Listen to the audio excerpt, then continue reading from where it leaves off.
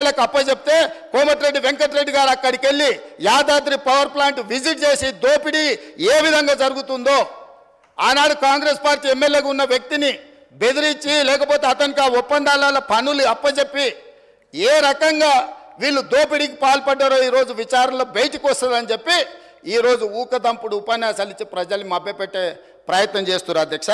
అదేవిధంగా అధ్యక్ష మేము మీకు ఇక్కడ ఒక ఇది నేను చెప్పదలుచుకున్నాను అధ్యక్ష.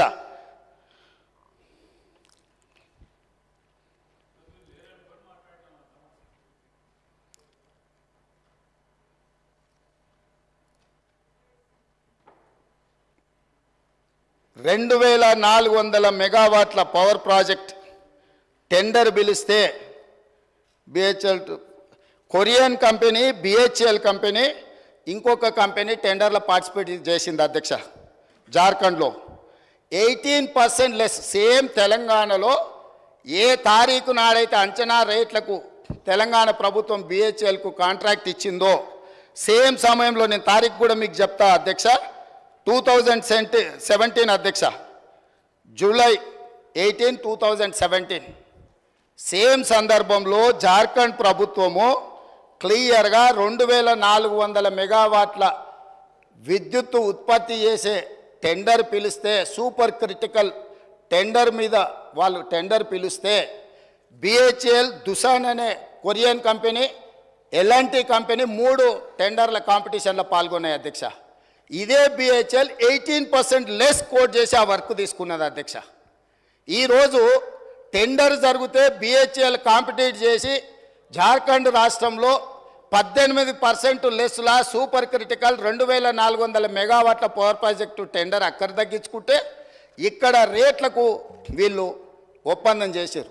అంటే 18% లెస్లో తెలంగాణలో వర్కులు చేయడానికి అవకాశం ఉన్న పవర్ ప్రాజెక్టును 4,000 మెగావాట్ల విద్యుత్ పవర్ ప్రాజెక్టును బిహెచ్ఎల్కి అప్పచెప్పి ఏం చెప్పిండ్రు అధ్యక్ష? ఆ రోజు 2.5 సంవత్సరాలలో తెలంగాణలో విద్యుత్ ఉత్పత్తి చేసేది ఉన్నది కాబట్టి మేము బిహెచ్ఎల్కి ఇచ్చినామన్నారు.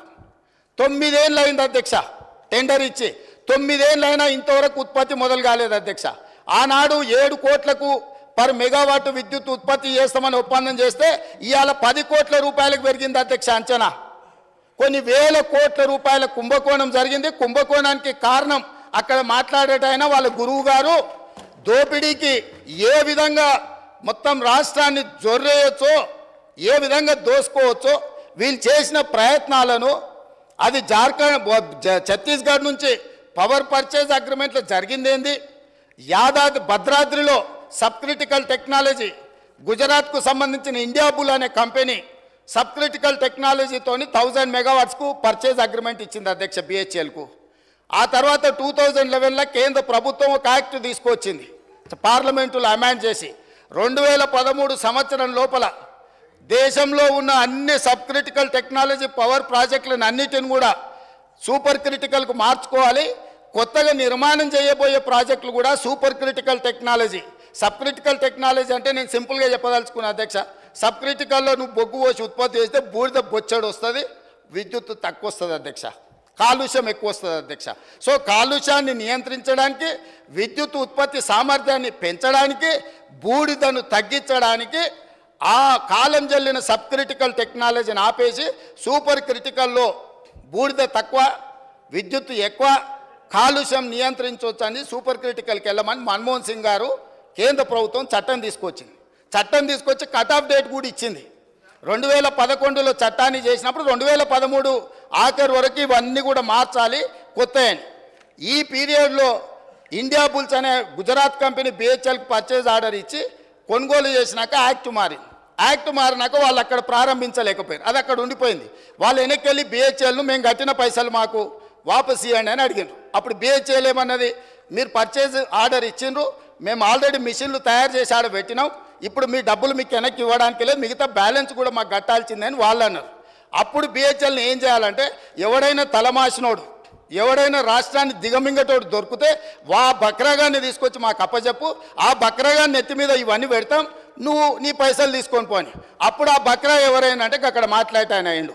కమిషన్లకు కక్కుర్తిపడి ఇండియా బుల్ నుంచి 1000 కోట్లు మెక్కి కాలం జల్లిన సబ్ క్రిటికల్ టెక్నాలజీని బిహెచ్ఎల్ నుంచి మేము కొనుగోలు చేస్తామని వీళ్ళు వెళ్ళి ఒప్పందాలు చేసుకున్నాక వీళ్ళు పేమెంట్లు బిహెచ్ఎల్ చేస్తే బిహెచ్ఎల్ వాడు ఇండియా బుల్స్ గుజరాత్ కంపెనీకి పైసలు వాపసు ఇచ్చిండు అధ్యక్ష. అంటే ఇండియా బుల్స్కు వీళ్ళకు మధ్యలో జరిగిన ఒప్పందం, జరిగిన అవినీతి లావాదేవీలు, చీకటి వ్యాపారాలు, దాంట్లో భాగంగానే ఇండియా బుల్స్ కంపెనీని బెయిల్ అవుట్ చేయడానికి వీళ్ళు బిహెచ్ఎల్ దగ్గరకు పోయి కాలం చెల్లిన టెక్నాలజీని నామినేషన్ బేసిస్ మీద బిహెచ్ఎల్కి ఇచ్చి తెచ్చిండ్రు అధ్యక్ష. ఎన్ని నెలలలో వీళ్ళు కంప్లీట్ చేస్తాం, రెడీగా ఎక్విప్మెంట్ రెడీగా ఉంటే 2 ఏళ్ళు 18 నెలల్లో పూర్తి చేస్తాం అన్నట్టున్నారు అధ్యక్ష. ఒకసారి ఆ రికార్డు కూడా మళ్ళీ ఇస్తా. ఆ రోజు అన్నాడు ఇక్కడి నుంచే మేము అర్జెంటుగా తెలంగాణలో విద్యుత్ కోతల్ని నివారించడానికి ఈ సబ్ క్రిటికల్ టెక్నాలజీని కూడా మేము తీసుకున్నాం, అవసరమైతే ఎన్ని వేల కోట్లు ఖర్చు అయినా తెలంగాణకు మేము విద్యుత్ ఇవ్వదలుచుకున్నాం అని చెప్పి ఇచ్చిండు అధ్యక్ష. కానీ భద్రాద్రి కొత్తగూడెంలో నిర్మించిన భద్రాద్రి పవర్ ప్రాజెక్ట్ ఎన్ని ఏళ్ళకు పూర్తయింది అధ్యక్ష? ఇవాళ కూడా నీళ్ళు వస్తే నీళ్ళలో మునుగుతుంది అధ్యక్ష.